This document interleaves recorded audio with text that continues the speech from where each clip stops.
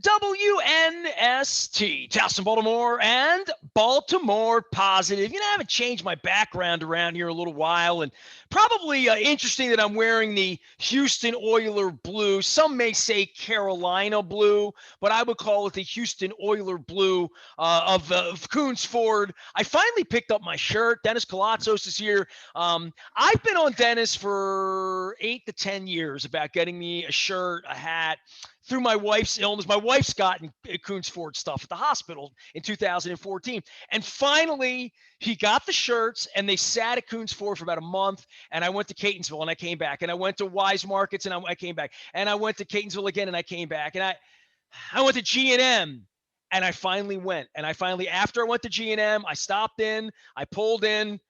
Dennis, how do I look? I mean, I have the red one. The red one's like long sleeve, and it's 92 degrees in the big city. I've got to get you more shirts, different colors, and I got to get you some hats too. So I've got to up my Nestor Aparicio. I don't know about hats right now. I mean, I'm being honest with you. I have so many hats from sponsors. I haven't worn any ever since my hair grew out. So I don't know why. I may go back to hats, but I'll look really funny. I'll look like Gilligan with my hair. Now, you know what? That, right? Just do the ponytail thing. I've got a navy blue hat that would go really well with that shirt, by the way. Okay. All right. I'm not, I'll meet the shade on a 100-degree day for all the crab cakes I'll be eating on the Eastern Shore. Dan, you and I have talked like on the air, off the air about this fishing expedition in late August. I'm putting that together. This is the week that I'm getting like everything in order for August. I'm finalizing everything. And the summer can be like one of these things where like you go, or you're inside like you are. And when I came over, by the way, your place looks like Disneyland, man. Like you could eat off the floors at Coons. Like your place is really, really like, I spent 15 minutes there. I walked around a little bit. Congratulations on, because you weren't there. I just snuck in, and she said, "I've had the shirts here a month. What have you been waiting for?" I've got great receptionists. They're like 90 years old apiece, but they're doll babies, and they're delightful. She knew who I was. She knew I was coming for the shirts. So nonetheless, in summertime, picking up weight, losing routine, and I had this happen to me last year, right? So, and I'll give you a little travelogue for me. My yoga studio closed down last March. I felt like I was doing okay and in okay shape. And I mean, I even had pictures on the beach this time last year. I wasn't like chunky or anything like that, but I sort of fell around this time at the end of summer, right? When I didn't need to be in beach shape anymore. And I blew my back out. You remember this, December, January, February, I got a new desk now, a whole new mojo. And I'm finding my own, like getting back on the yoga mat to do what I did for 20 years, 3, 4, 5 days a week, more than just taking a 5-minute stretch here and again. And I know at various points in your life, you've been like heavily involved in working out. You even joked last week that golf wasn't going to get it done for you. Give me a little like summer for you, because the one thing that's different for me, and I know you're always going to talk about my diet and portion control and all the crab cakes and all the pizza I eat, like all of this. It's right now in my refrigerator. I took my inventory because my wife's away this week.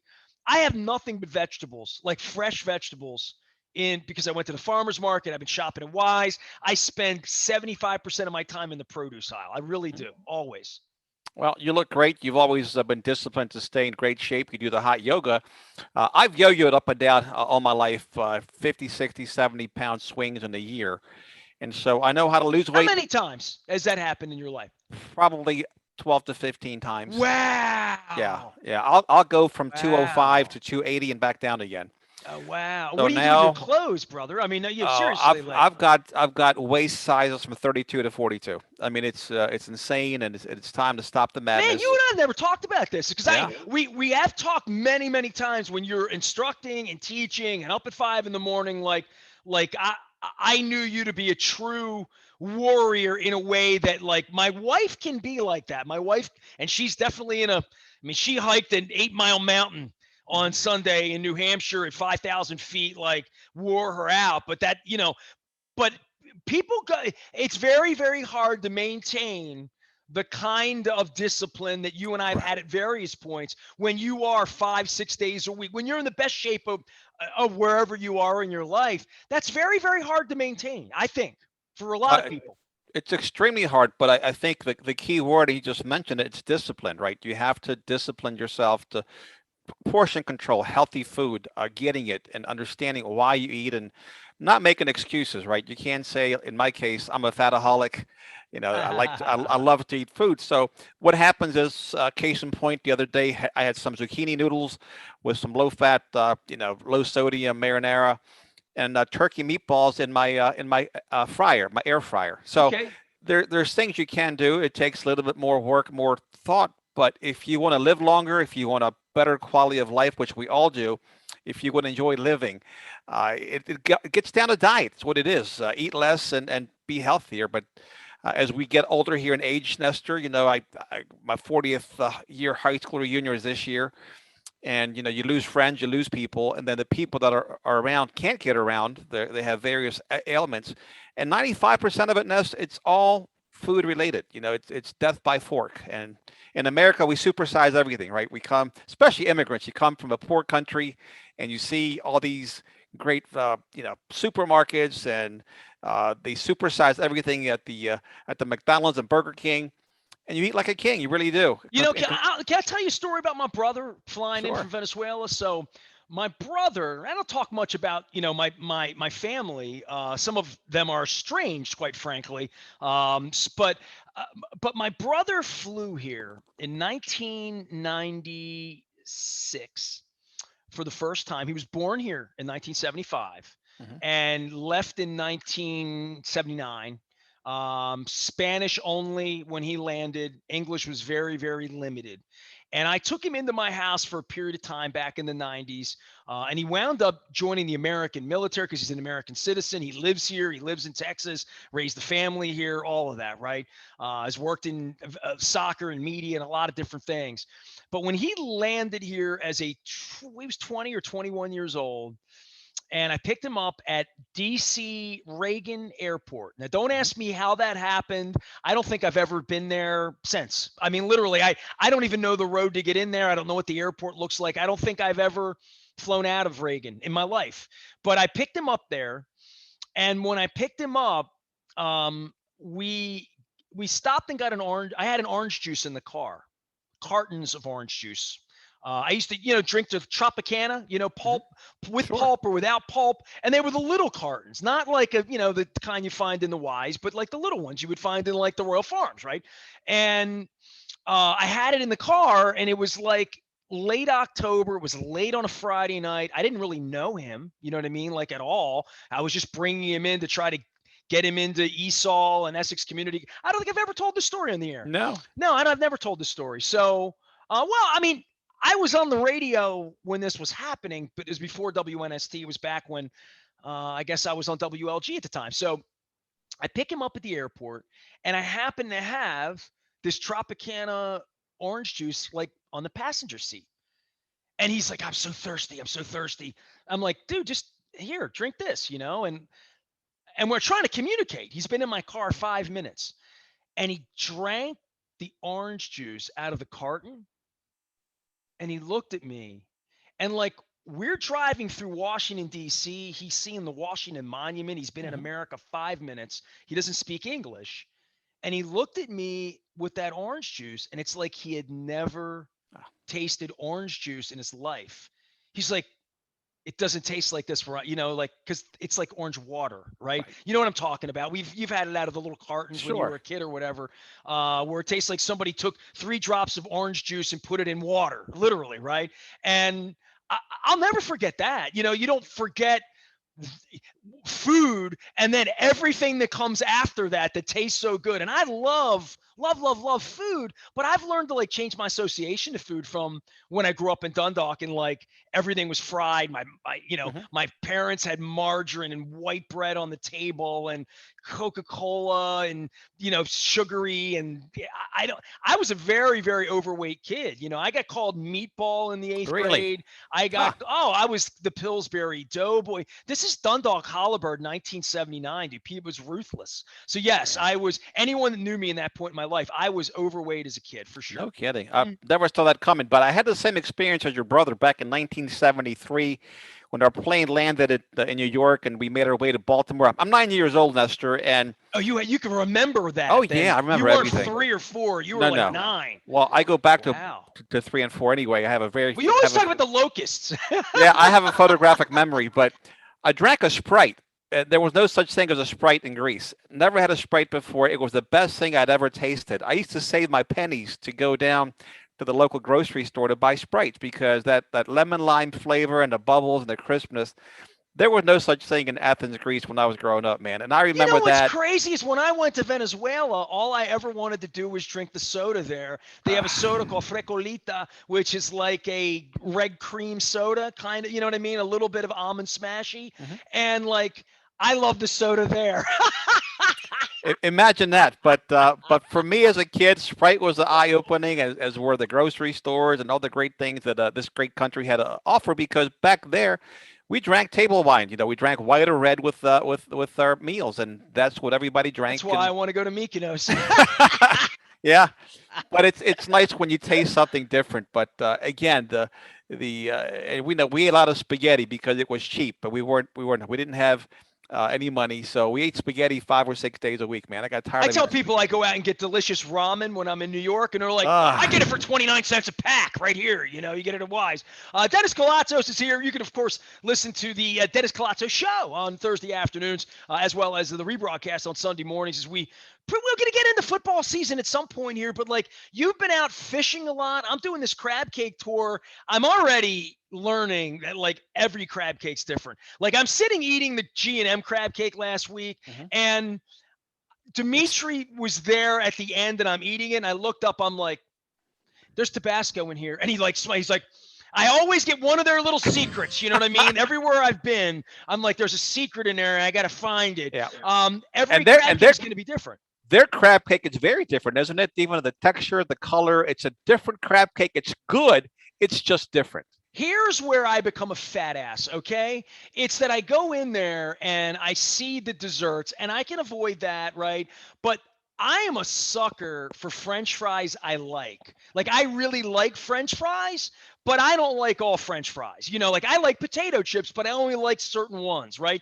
And maybe this is where I've remained thin to some degree, right? I like bad things, but I don't like all bad things. I only like certain French fries. And when I went into G&M, they had the fat ones. Ah, Like if you give me a fat French fry, I want it. If you give me a skinny, greasy, if you put all that red pepper, cayenne, like I don't like any. I just like a potato and a wedge and like some ketchup proper and some salt and pepper maybe. And that's where I can get crazy because I had trouble finishing the crab cake and I realized I ate 23 French fries. You know what I mean? And you look okay. up and you're like, I ate 23 French fries, but they were really good. I don't do it every day. I can't do it every day. I did it. I was at the Chaucer watching the soccer match on Sunday and everything tasted great. And I came home Sunday and I had to wheel me in here. And I didn't walk 5 miles over and back. I drove and I came home and I'm like, oh, I ate too much. So I had that feeling and I don't want that feeling again. But French fries, God, this is Yeah, I don't know. I would have thought you ate just 3 or 4 French fries just to no, keep that no. display going. If But they're really if they're not what I like, I won't eat any of them. I'll just push them away. Or if I like them, it's really dangerous. It becomes a Thrasher's, like, it becomes like grab the whole bucket and I'll eat every single one. I'll say, well, I'm not only eat the little burned corner ones, and then I wind up eating them by the time the soccer match is over. I look down on my plate and everything was gone, and I'm like, I ate too much. I did. I mean, soccer. By the way, you watched soccer, didn't you? yeah, thanks to you and Jen, you guys got me excited to see that soccer match, which I did. I watched it from the opening kick all the way to the final penalty kick. It was compelling television. England, of course, struck first at the 2 minute mark. Then I think at the 66-minute mark, Italy tied it. Italy controlled that game. I thought from 20 minutes left in the first half all the way through the end, England looked like they didn't want to win. they I just mean, got it was outplayed. insane. The ball spent the majority of the time in England's part of the field on their defense. I mean, And that being said, they didn't have many great chances either, they Italy. I mean, didn't. They really I said didn't. to my wife was on a mountain and she was a little bummed she missed it. I'm like, I don't know that it was like a great match. Like it had incredible drama. It And did. given the ending at Wembley, I mean, it was very memorable in that way, but it wasn't like a great way to sit for 3 hours from a drama standpoint of a 1-0 and 1-1 match. It didn't have energy in that way. I didn't think. No, it didn't. What was striking for me was, and again, I'm not a I haven't watched much soccer through the years, but the Italian goalie was a very tall man. I mean, he could cover a lot of ground, and he came up big during the penalty kicks. And being a huge soccer fan back in the day, Nestor, I disliked the penalty kick aspect of the game. To me, especially in a final, like I don't like go that. play to the death at this point. I agree with you. I don't like it. I don't like it. You get a 110, 115, 120-minute match and it comes down to penalty kicks. You got to be kidding me. I was at Amici's for the semifinal with Italy, and the Italy-Spain match. And I was there with Pica, and we're watching it, and we're sitting there for 2.5 hours. And that was the England match was better on Wednesday or Thursday, whatever it was last week. The semifinal. It was a great match. It was exciting. Denmark, the whole thing. I got up at the end of regulation and at the end of the 30 minutes extra, and I walked it because I had to go to the bathroom. I'm sitting there drinking and having a Peroni or whatnot. And all I could say as I walk by is stupid way to end this. It's like, and that was the semifinal last week. And then the final, I'm at the Chaucer and I'm all invested in it. Pica shows up again. I think he's bad luck for the British. Yeah, it's over. World Cup's coming. It's going to be 152 degrees with this bought-off crazy Qatari thing they're going to do next year. But I do love soccer. I do. I mean, as an afternoon thing in America at 2 and 3 in the afternoon, I absolutely love it. What I love most about the match, Nestor, was when they played the national anthems for both teams at the beginning, and all the players were interlocked singing their national anthem. I think us as Americans can learn a lot about that. They were united. There was no discussion about the anthem, kneeling, facing away from the flag, etc. But that's what a national team is supposed to look like. Well, I mean, I hear you, and I think that pulling off Euro Cup, pulling off Copa, and Messi had a big week last week, and apparently not a lot of people were watching that, unfortunately. But the World Cup will bring everybody together. By the way, there is a World Cup press conference on Thursday. I still get invited to those, so I'm actually there is a presser on Thursday morning about the World Cup, and I know we're in the running, and I know Montreal pulled out, and different things are happening, but it would be interesting if at least we could stage a couple of teams here. I know I've talked to Pete Caringi, and I tweeted out with him because I was sitting in Highlandtown watching soccer. I thought, that'll make Pete Caringi proud of me. You know what I mean? So I figure I should send him a text. But I know we've talked so much about UMBC and soccer facilities here, maybe housing the French team or the Brazil team or, whomever during the Cup, because this is going to be a corridor. There's going to be games played in D.C. There's going to be games played in New York. There's going to be games played up down the East Coast. And we're 5 years out on this, and this – it's nice that so many of my friends were watching soccer. It leaves me some hope for when the World Cup comes here in 26 that politically, stability, safety, no plagues, all of that I'm looking forward to being 57, 58 years old and having the World Cup be in our country. And I think June of 2026 is something that I can really circle on the calendar and say that should be a fun thing for America and soccer and people who love the game and boys and girls who've grown up playing the game, I'm going to put that on my calendar again because of you, because I'd like to take some matches. If the good Lord keeps me around and healthy, I'd like to take in some matches in 2026 for the World Cup. I'd like to be there in person. Well, I don't even know if you need to even do that. I mean, just being a part of the celebrations and stuff, what happened in Germany, and I'm going back 15 years ago with Berlin, and I had a big vision. I shared this with Ed Hale. I shared it with people in Baltimore, with Stephanie when she was running the city, which was to take this area behind me and turn it into a soccer city, to have a floating television, to put a television. Federal Hill would be the theater. Oh, literally. very nice. So I dreamed this up. I thought it up. I took it to a bunch of people. There was no money for it. I wanted to do this back in 2010.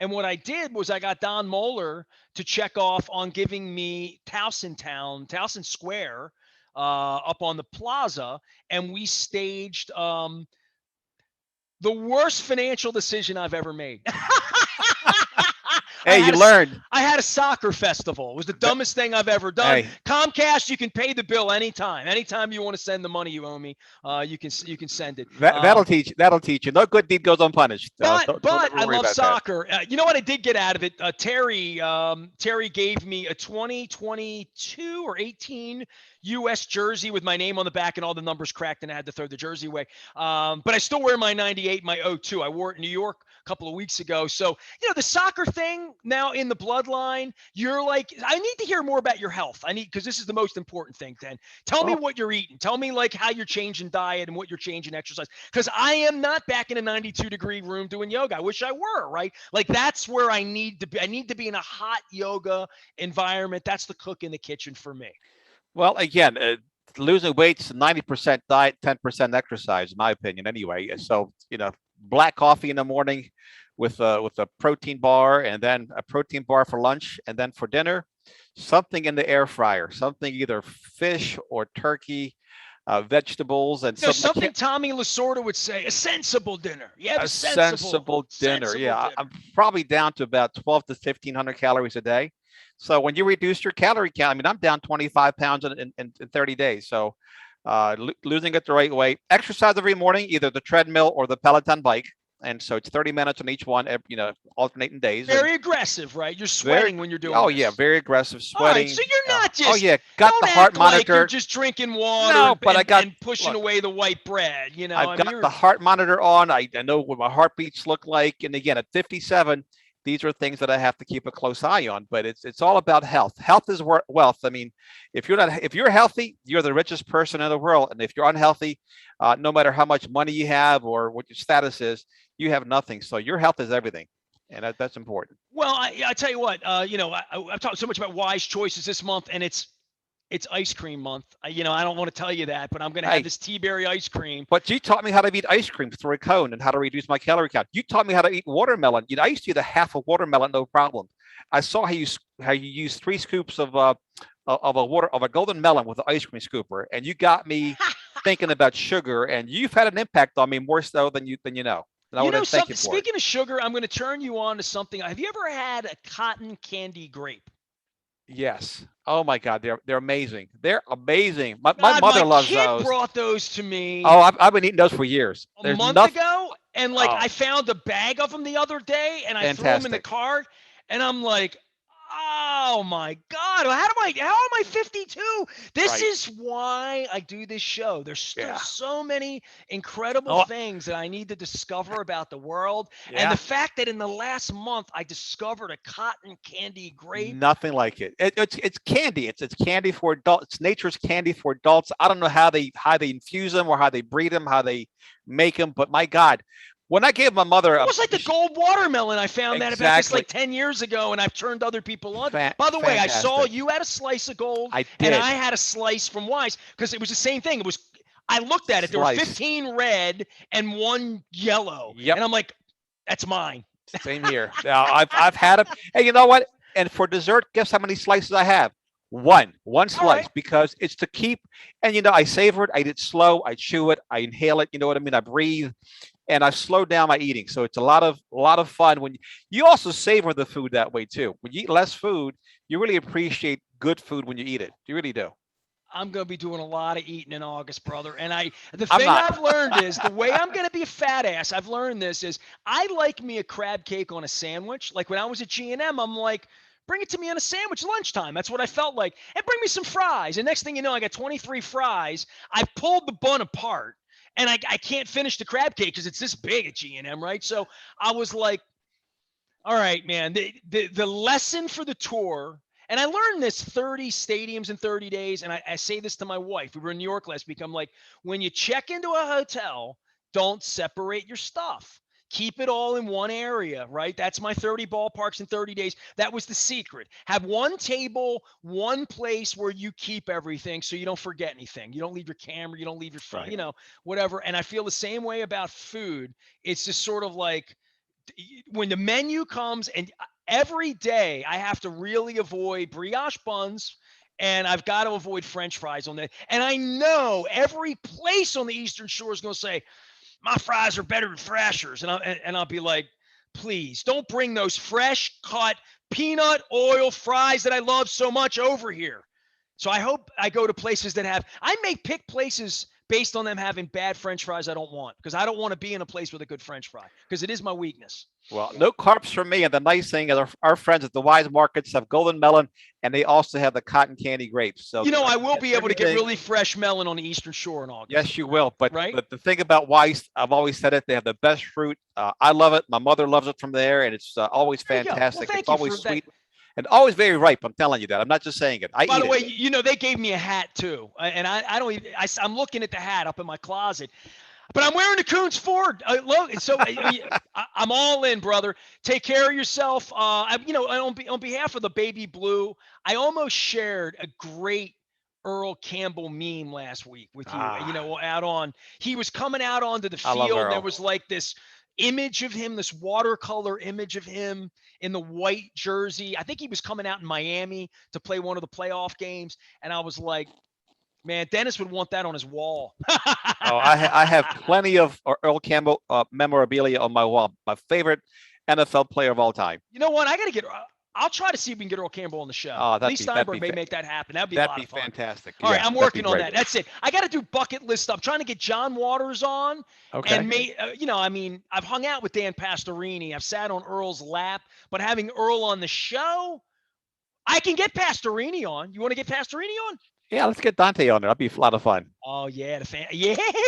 You give me ideas for football season. Dennis Koulatsos, you can find him at Coons Ford. You can find. Tell everybody about. You have cars, right? I mean, not a lot of them, but you have more than other people. We have more than other people, and we have more than other people coming in. So anyone out there needs a car, truck, SUV, pre-loved or brand new, we got more than most, and we sell them for less than everyone else in the entire U.S. So you can save a lot of money still. Hey, now he's an all-star. Go see him over at the Security Boulevard at Coons Ford and say hello. And on Thursday from 3 until 5. I am Nestor. We are WNST. We never stop talking cotton candy grapes and stuff you might want to eat this summer and wise conversations at Baltimore Positive.